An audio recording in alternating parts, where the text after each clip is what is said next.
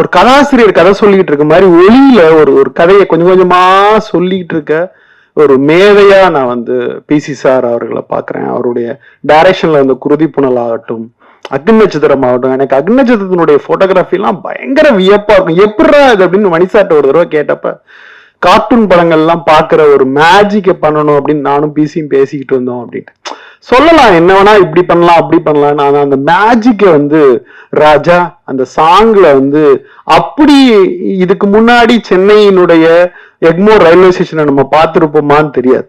அவ்வளவு அற்புதமா வீட்டுல இருக்க வெங்கல தட்டு கூட வெங்கல பானை கூட மின்ற ஒரு அழக வந்து திரையில காமிச்சவரு. அப்ப 35mm வெறும் ப்ராசஸிங், வெறும் பிலிம், வெறும் லேபு, இன்னைக்கு இருக்கிற டிஐ கிடையாது, எதுவும் கிடையாது. அதை வச்சுக்கிட்டு ஒரு பெரிய மேஜிக்கை பண்ண ஒரு மகத்தான ஒரு ஒளிப்பதிவு மேதையாக நினைக்கிறேன். தமிழ் சினிமா கொண்டாட வேண்டிய ஒரு மேதை.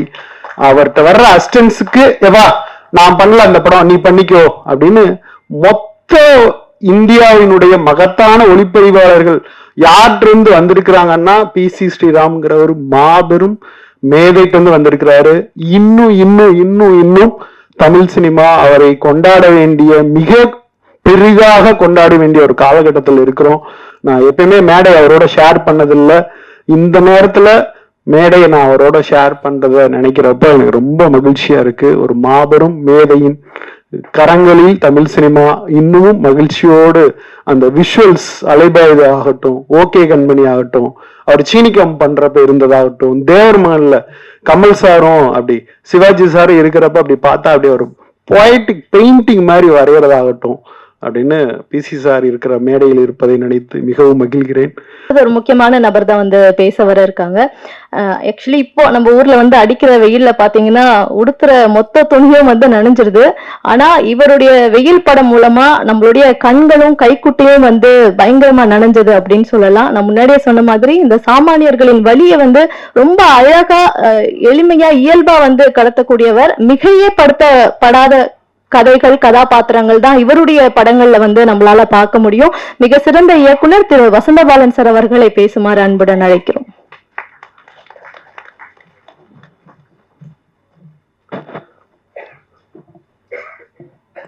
அனைவருக்கும் இனிய காலை வணக்கம்.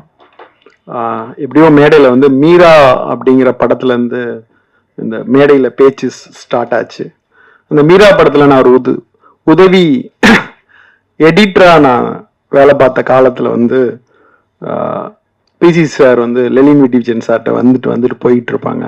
அந்த விஷுவல்ஸை, அந்த ரஷ்ஷை முன்ன பின்ன நான் பார்த்துக்கிட்டே இருந்திருக்கிறேன். அப்படி ஒரு ஒரு மேதை. ஆக்சுவலா எப்படி இசைஞானி அவர்களை வந்து நம்ம கொண்டாடுறோமோ அதுக்கு எந்த விதத்திலும் குறைவில்லாத இந்தியாவின் ஒரு மகத்தான ஒளிப்பதிவு மேதைனா வந்து பிசி சாரை சொல்லலாம். பிசார் படங்கள் பார்த்த பிறகுதான் வீடு இவ்வளவு அழகா அப்படின்னு மௌன ராகத்துல தெரிஞ்சு. அதுக்கு முன்னாடி வரைக்கும் வீடு அழகுன்னு தெரிஞ்சது இல்லை. வீடு அவ்வளவு அழகா, ஒரு காட்டன் புடவை அவ்வளவு அழகா அப்படின்னு தெரிஞ்ச படம் வந்து மௌன ராகம். நான் வந்து கமலா தேட்டர்ல திருடா படம் பார்த்துட்டு இருந்தேன். அதுல வந்து தீ தீ தித்திக்கும் தீ அப்படின்னு ஒரு பாட்டு. நம்ம ஊர்ல இருக்கிற மியூசியம் இவ்வளோ அழகா அப்படின்னு அந்த பாட்டு வர்றப்போ ஒரு கட்டத்துல அந்த லைட்லாம் ஆஃப் ஆகி திருப்பி ஆன் ஆகும். மொத்த தேட்டரும் கமலா தேட்டர்ல கைதட்டி குமிச்சிச்சு. ஒரு வசனத்துக்கு கிடைக்காத கைதட்டு, ஒரு நடிப்பு, எல்லாத்தையும் தாண்டி ஒரு ஒளிப்பதிவுக்கு ஒரு மொத்த திரையரங்கமும் கைதட்டி மகிழ்ந்துச்சுன்னா, வெறும் ஒரு லைட்ல ஒருத்தன் கவிதை சொல்றான், ஒரு மேஜிக் பண்றாருன்னா அந்த பாட்டை வந்து நான் திருப்பி அடுத்த நாள் மறுபடியும் திருடா பாக்குறேன். அதே இடத்துல கைதட்டு விழுது. ஸோ ஒரு ஒளிப்பதிவுக்கு ஒரு கைதட்டை ஒருத்தர் வாங்கி தந்துட முடியும்னா அதுக்கு பிறகு கூர்மையா ஒரு படங்களை பார்க்க ஆரம்பிச்சா, இப்ப நாயகன்ல பார்த்தா மெதுவா நாயகன் வளர வளர வளர வளர ஆஃப் லைட்ல இருக்க நாயகன் அப்படியே கொஞ்சம் கொஞ்சம் கொஞ்சம் கொஞ்சம் கொஞ்சமா அவர் மரணமாகிறப்ப ஒரு பிரைட் லைட்ல இறந்து போவார். ஒரு கதாசிரியர் கதை சொல்லிட்டு இருக்க மாதிரி ஒளியில ஒரு கதையை கொஞ்சம் கொஞ்சமா சொல்லிட்டு இருக்க ஒரு மேதையா நான் வந்து பிசி சார் அவர்களை பாக்குறேன். அவருடைய டைரக்ஷன்ல வந்து குருதி புனல் ஆகட்டும், அக்னி நட்சத்திரம் ஆகட்டும். எனக்கு அக்னி நட்சத்திரத்தினுடைய போட்டோகிராஃபி எல்லாம் பயங்கர வியப்பா இருக்கும். எப்படா இது அப்படின்னு மணிசாட்ட ஒரு தடவை கேட்டப்ப, கார்ட்டூன் படங்கள் எல்லாம் பாக்குற ஒரு மேஜிக்கை பண்ணணும் அப்படின்னு நானும் பிசியும் பேசிக்கிட்டு இருந்தோம் அப்படின்னு சொல்லலாம் என்ன வேணா இப்படி பண்ணலாம் அப்படி பண்ணலாம். ஆனா அந்த மேஜிக்கை வந்து ராஜா அந்த சாங்ல வந்து அப்படி இதுக்கு முன்னாடி சென்னையினுடைய எக்மோர் ரயில்வே ஸ்டேஷனை நம்ம பார்த்திருப்போமான்னு தெரியாது. அவ்வளவு அற்புதமா வீட்டுல இருக்க வெங்கல தட்டு கூட வெங்கல பானை கூட மின்ற ஒரு அழக வந்து திரையில காமிச்சவரு. அப்ப 35mm வெறும் ப்ராசஸிங், வெறும் பிலிம், வெறும் லேபு, இன்னைக்கு இருக்கிற டிஐ கிடையாது, எதுவும் கிடையாது. அதை வச்சுக்கிட்டு ஒரு பெரிய மேஜிக்கை பண்ண ஒரு மகத்தான ஒரு ஒளிப்பதிவு மேதையாக நினைக்கிறேன். தமிழ் சினிமா கொண்டாட வேண்டிய ஒரு மேதை.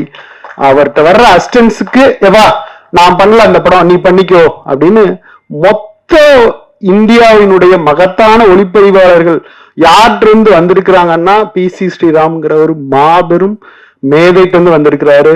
இன்னும் இன்னும் இன்னும் இன்னும் தமிழ் சினிமா அவரை கொண்டாட வேண்டிய மிக பெரிதாக கொண்டாட வேண்டிய ஒரு காலகட்டத்தில் இருக்கிறோம். நான் எப்பயுமே மேடை அவரோட ஷேர் பண்ணதில்லை.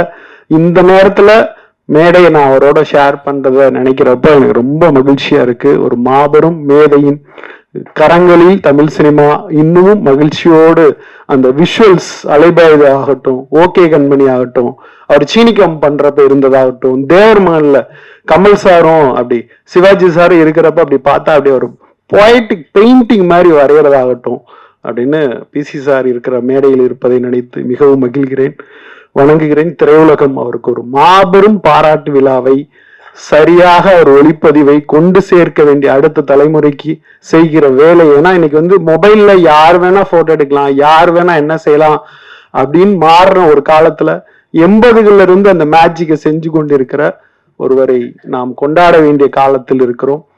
விரைவில் அப்படி ஒரு கொண்டாட்டத்திற்கு தமிழ் திரையுலகம் தயாராக வேண்டும் என்கிற ஒரு அன்பு வேண்டுகோளை இந்த மேடையில் நான் வைக்க விரும்புகிறேன். அடுத்து வந்து பல விஷுவல் கம்யூனிகேஷன் காலேஜுக்கு போவேன். அங்க இருக்கிற முதல்வர்கள்லாம் பார்த்தாங்கன்னா அவங்களுக்கு திரைப்படம் சம்பந்தமாவோ கலை சம்பந்தமாவோ லிட்ரேச்சர் சம்பந்தமாவோ எந்த விருப்பமும் இருக்காது. சார் மாசத்துக்கு யாராவது ஒரு விஐபி கூப்பிட்டு ஒரு மீட்டிங் வைக்கணும் சார் அப்படின்பாங்க. இப்படிதான் எம்ஜிஆர் திரைப்பட கல்லூரி இருந்த ஒரு காலகட்டத்தில் கலை மீதும் ஓவியம் மீதும் நவீனம் மீதும் மிகப்பெரிய காதல் கொண்ட மருது சார் வந்து திரைப்பட கல்லூரிக்கு நுழைந்தது என்பது மாபெரும் சாதனை. அங்க புல்லு வெட்ட கூட ஆள் இல்ல. இப்பதான் நான் வெளியே கேட்டேன், 10 கோடி ரூபாய் அவர் வந்த பிறகு எம்ஜிஆர் மெடிக்கல் காலேஜ் திரைப்பட கல்லூரிக்கு சாங்ஷன் ஆயிருக்கு அப்படின்னு தகவல் சொன்னாரு. ரொம்ப மகிழ்ச்சியா இருந்துச்சு. ஆனா அங்கிருந்து வந்த திரைப்பட கல்லூரியில் தான் புலன் விசாரணையிலிருந்து ஊமை வெளிகளிலிருந்து தமிழ் சினிமாவை மலர்ச்சி ஏற்படுத்துகிற அந்த உலகம் வந்துச்சு. அது அப்படியே மண்டி போய் கிடந்துச்சு. அப்படியே புதர் மண்டி போய் கிடந்த ஒரு இடத்துல போய் ஒளி மாதிரி இருக்கிற மருது சார் அங்க போய் அப்படியே உட்கார்ந்துருக்கிறத பாக்குறப்ப ரொம்ப சந்தோஷமா இருக்கு.